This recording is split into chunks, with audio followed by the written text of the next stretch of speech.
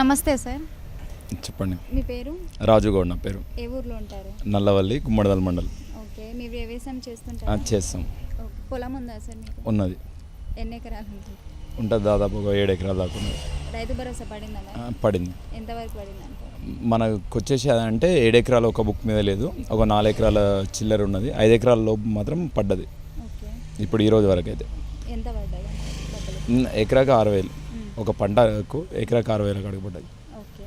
అంటే సీజన్కి ముందే రైతు భరోసా అనేది వేశారు, ఎలా అనిపిస్తుంది మీకు? చాలా సంతోషంగా ఉంది. ఇదే విధంగా ప్రభుత్వం ముందుకు పోవాలి, రైతులకు ఇదే విధంగా సహకరిస్తే ప్రభుత్వానికి గిట వాళ్ళు ఏ విధంగానంటే ఇప్పుడు ఇంతకు ముందుకు గతంలో ఏ విధంగా ఉండనంటే డ్రిప్ కావచ్చు అని అంటే ఇన్పుట్ సబ్సిడీస్ చాలా మటుకు గత ప్రభుత్వం పనిచేసింది.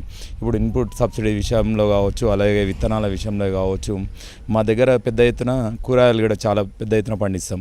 అంటే హార్టికల్చర్కు సంబంధించిన ఏవైతే 4 కావచ్చు ఉచితంగా పెంచి ఇస్తామని చెప్పి మొన్ననే దాదాపు ఒక 4 days బ్యాక్ కూడా ఇక్కడ రైతు వేదికలో మీటింగ్ జరిగింది. మాకు చాలా సంతోషంగా ఉంది.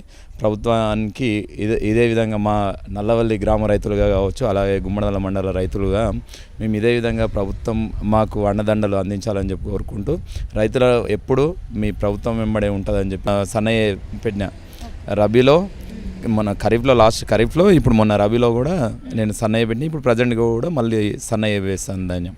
ఫ్రీ కరెంట్ వస్తుందా? వస్తుంది. ముందు ఎంత వస్తుండే కరెంట్ బిల్లు?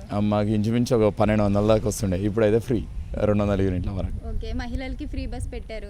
ఇంట్లో వాళ్ళందరూ మంచిగా ప్రయాణిస్తున్నారా? అంటే ముందు చార్జెస్ పెట్టాల్సింది వచ్చేది, మీరు ఇవ్వాల్సింది వచ్చేది. అయితే మహిళలు ఏంటంటే కొంతమంది చాలా మటుకు అయితే సంతోషంగానే ఉన్నారు. కొంతమంది ఏంటంటే ఏదో మనం మనాలి కాబట్టి అనేవాళ్ళు కొంతమంది ఉన్నారు. కానీ చాలా మటుకు అంటే చాలామంది జనాలలో మాత్రం మంచి అభిప్రాయం ఉంది. అరే ఫ్రీ బస్సు పెట్టిన దానికి కొంతమంది ఇప్పుడు మా గుమ్మడిదల ప్రాంతంలో అడ్డా అనేది కొంతమంది ఇప్పుడు కొల్చారం మెదక్ సైడ్ నుండి చాలా పెద్ద ఎత్తున రైతు కూలీలు వస్తూ ఉంటారు. రోజు పొట్ట చేత పట్టుకొని వస్తూ ఉంటే వాళ్ళు బస్సు కిరాయే దాదాపు 100 నుండి 150 రూపాయలు వాళ్ళు కిరాయిలకే పోతుండే.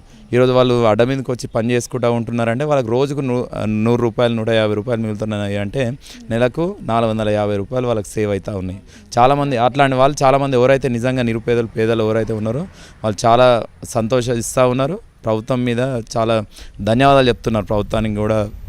ఓకే. ఓవరాల్గా రేవంత్ రెడ్డి గారి పరిపాలన ఎలా ఉందంటే ఏం చెప్తారు ఒక మాటలో? 100% మాకు రైతుల విషయంలో మాత్రం ఖచ్చితంగా చెప్తున్నా, చాలా బాగుంది. మళ్ళీ కూడా ముఖ్యమంత్రిగా రేవంత్ రెడ్డి గారే ఉండాలంటారా? 100% ఖచ్చితంగా ఉండాలి. Thank you sir.